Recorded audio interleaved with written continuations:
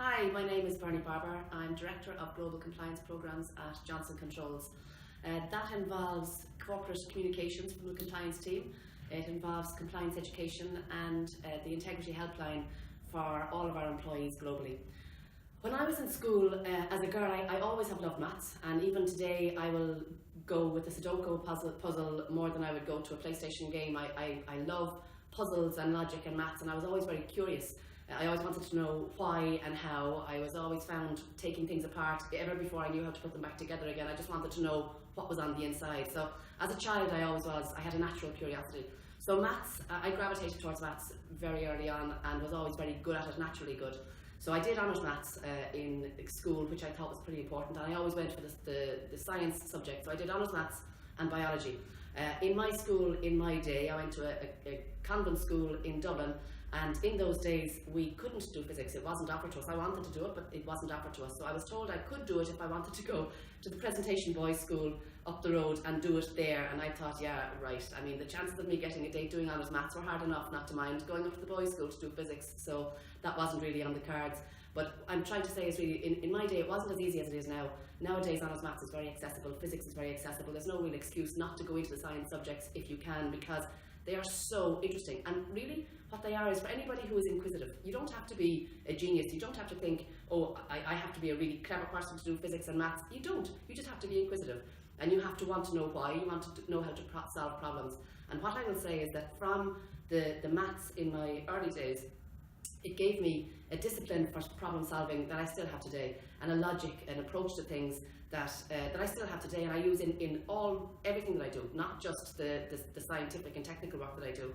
I went to college then, and I did physics and maths in college. I did a diploma first, a technician's diploma, and at that time there was no route to transfer from a technician's diploma in physics over to a maths degree, but there was a maths and physics degree in the college. So I approached the administration and I said I would like to transfer, having done a diploma in physics, that I would like to transfer into the maths department and do a maths and physics degree. And there was some consternation about it. The maths professors didn't think I would be able for it because the maths in the technician's diploma was below the level in the degree. But the physics department backed me all the way because I actually had got the highest in the class in my physics diploma, so they kind of felt I was clever enough to do it, and I did it. And I was the first person ever to transfer into that degree course, and now it's a route, so people can do the diploma and then transfer into the third year of the degree, which I feel quite proud about.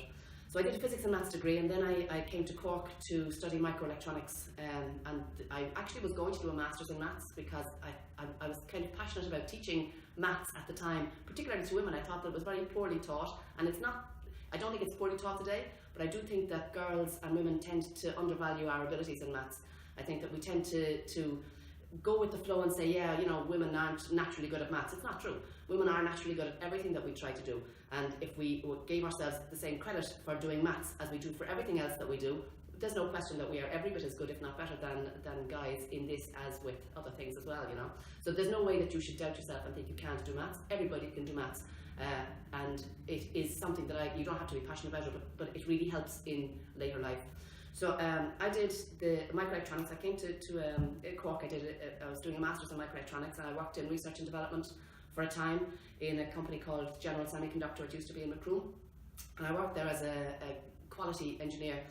And they actually wanted me as an R&D engineer, but I wanted to work in the quality department, and I wanted to work in the process because I discovered kind of quickly on that I didn't love electronics. I was very good at it, but I didn't love it. And the more I got into R&D, the deeper and deeper I was getting into electronics, and I just was finding it hard to get out of it. I was backing myself into a corner. So I wanted to go into the world of quality, which is a much more open role, and you get your, again, being inquisitive and having the opportunity to stick my nose into everybody's business in quality. You can ask whatever you like, and they have to answer you, and it's great. You get to see the whole business. So for me, quality was a natural progression. It suited my personality. I have a good problem solving skills, but again, that's from my maths. I keep going back to maths because maths really teaches you a structure, how to approach. You know, you have a problem statement, and it tells you, you start here. You look at the problem statement, you pick out the key points, and maths and data analytics will stand to me. The stuff that I learned in school is still standing to me now, many years later. So after R&D engineering, I went to a company called Logitech, where they make mice and keyboards and cameras. I'm sure you probably have heard of them. So I went there as a quality engineer, and I stayed there for more than 20 years. So I started off as a quality engineer, and I went through the ranks as quality director and compliance director and senior director globally for Logitech. And in that work, I actually worked in my compliance work. It was regulatory compliance, so it's a bit different to what I'm doing now, is legal compliance, like bribery, corruption, conflicts. In regulatory compliance, it's more technical, it's more electronics, it's like the approvals that you have to get for emissions and immunity for products before you can ship them into different countries. So I had that team, and I also had then the corporate social and environmental responsibility team, and that was all about the environmental responsibility and corporate citizenship, and making sure that we had factories in Asia and we had suppliers mostly in Asia, hiring hundreds and hundreds of thousands of people, and a lot of them, then we had to make sure that they weren't underage, that they were being paid the right money, that their living conditions were good. And that was very rewarding work. It was soul destroying at times, because I went and I audited places where I would see people getting out of a bed in the morning after having slept all night, going into the day shift, and the night shift coming in and sleeping in the same bed. So I have seen things that I wouldn't want anybody to go through, and we have fixed those things. So it's very rewarding when you see something like that and you bring it up to management's attention and you get it fixed. While I did physics and maths, and I was very much into STEM subjects, no matter what you study, those kind of subjects will give you a career path for life in any industry that you want to go into. I'm not working in maths or physics now. I'm working as a compliance professional, but most of what I do is training people. I train people, and I still do investigations to some degree, because we're responsible for the helpline, so I oversee that, and I do the data analytics for that.